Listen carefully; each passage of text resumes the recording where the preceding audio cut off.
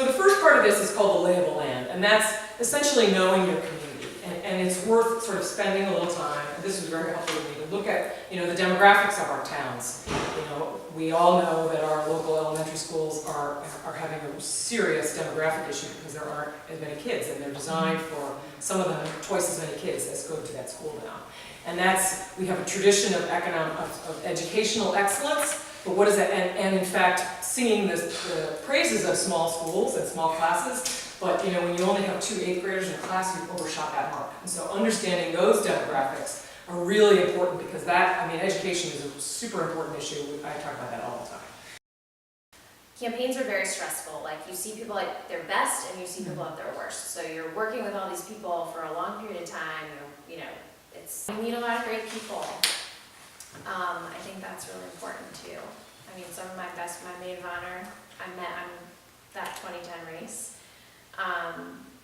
She was the finance assistant. So you really like create bonds that you're like a really dysfunctional family is the best way I can describe it. Seriously, why do you care? Because if it's just, you know, I think it's a good way to, like, you know, because my mom and dad said, or, you know, my best friend, or I think I should do this because it's the right thing. That's not it, because the voters are going to see right through that.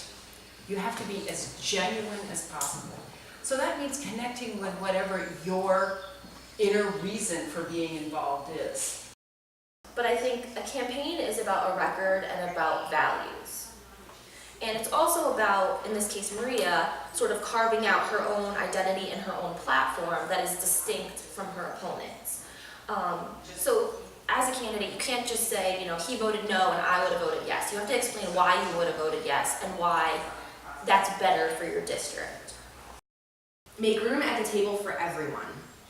Now, this is more important, I'm sorry for the ladies. Sometimes I notice that this is certainly an arena that is dominated by men. And that's not necessarily a bad thing. You bring a lot to the table, we appreciate it. But keep in mind that, you know, bring a chair for yourself, as I included my little quote down here.